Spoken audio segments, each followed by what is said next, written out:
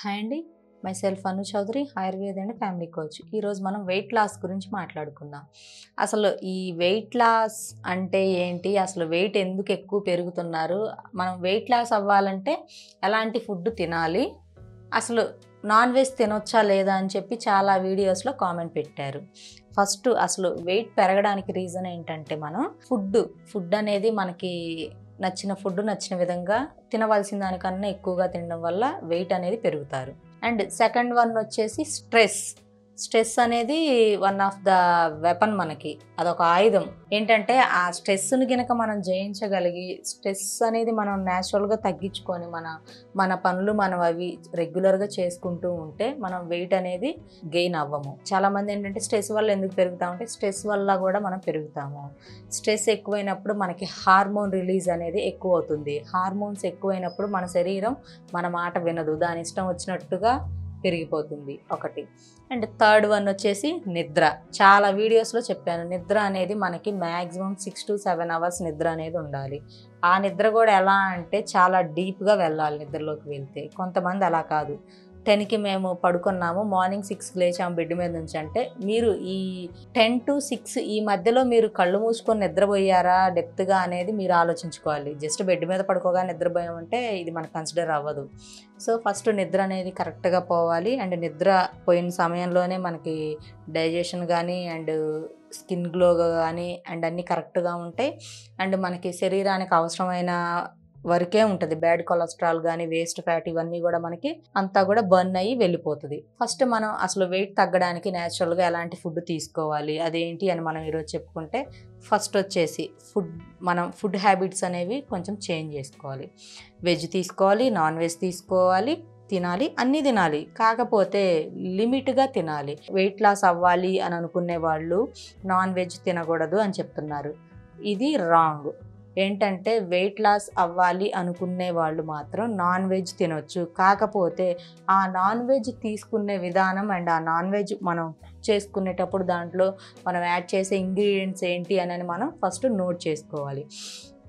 Maximum 200 grams 250 grams chicken or mutton రెగ్యులర్గా తీసుకోవచ్చు, it's not problem.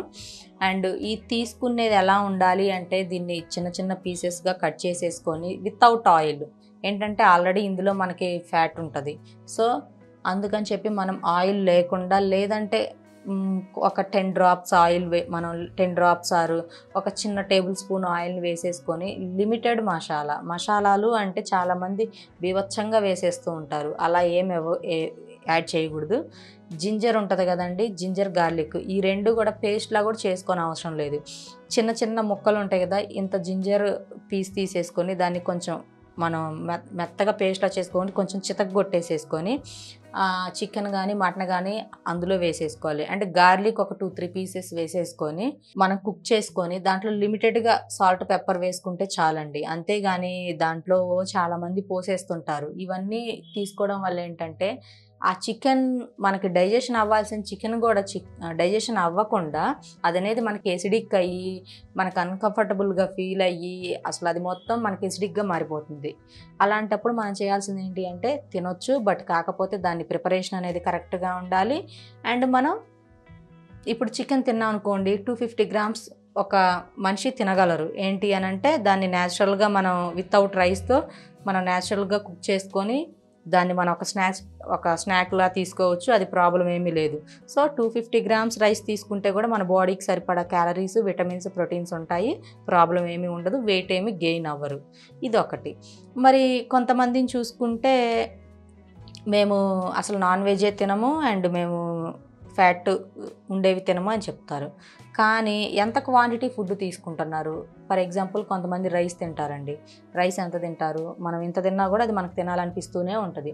So అలాంటప్పుడు చేయాల్సింది ఏంటి అంటే రైస్ క్వాంటిటీ తగ్గించాలి and double quantity veg curry తీసుకుంటే కనుక మనకి ప్రోటీన్స్ అనేవి అందులో ఎక్కువగా ఉంటాయి అండ్ మనకి ఆకలి అనేది వేయకుండా ఉంటుంది అండ్ మనకి కొంత తినగానే స్టమక్ నిండిన ఫీలింగ్ అనేది వస్తుంది. సో అది ఎప్పుడైనా కానీ మనకి ఆకలి వేసినప్పుడే తీసుకోవాలి, అంతేగాని టైం అయింది కదా అని చెప్పి కొంతమంది ఏంటంటే ఆకలి వేయకపోయినా కూడా ఫుడ్ తింటుంటారు. కానీ మన శరీరం మనకి చెప్తుంది, సిగ్నల్ ఇస్తుంది, ఆకలి వేస్తుంది తీసుకోండి అని. ఆ టైం అప్పుడు తీసుకుంటేనే మనకు డైజెషన్ అనేది కరెక్ట్గా ఉంటుంది, వెయిట్ గెయిన్ అవ్వకుండా ఉంటారు.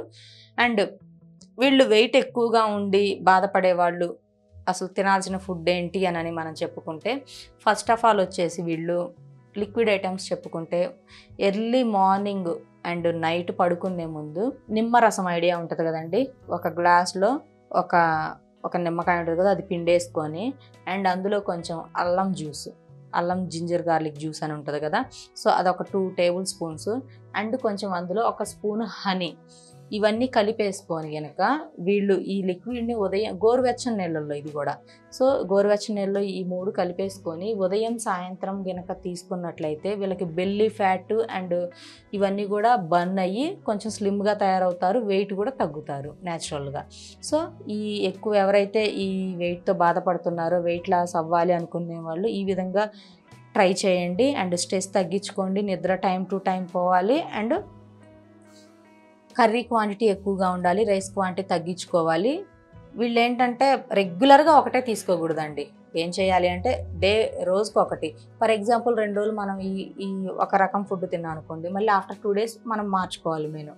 సో ఇలా తీసుకున్నట్లయితే మన బాడీకి అన్ని ప్రోటీన్స్, విటమిన్స్ ఉంటాయి అండ్ మనం వెయిట్ అనేది పెరగకుండా ఉంటాము అండ్ చూడడానికి కూడా బాగుంటాం. సో న్యాచురల్గా ఇలా తగ్గొచ్చు వెయిట్ అనేది. సో ఈ వెయిట్ లాస్ కావాలన్నా అండ్ ఈ వెయిట్ లాస్కి మీకు సజెషన్స్ కావాలన్నా, లేదా ఈ వెయిట్ లాస్ మెడిసిన్ వాడి తగ్గుతామనే వాళ్ళు కూడా ఉన్నారు చాలామంది. సో ఇలాంటి వాళ్ళందరికీ హైదరాబాద్ సనత్ నగర్లో క్లినిక్ ఉంది, ఇక్కడికి వచ్చి నన్ను కన్సల్ట్ అవ్వచ్చు. Thank you.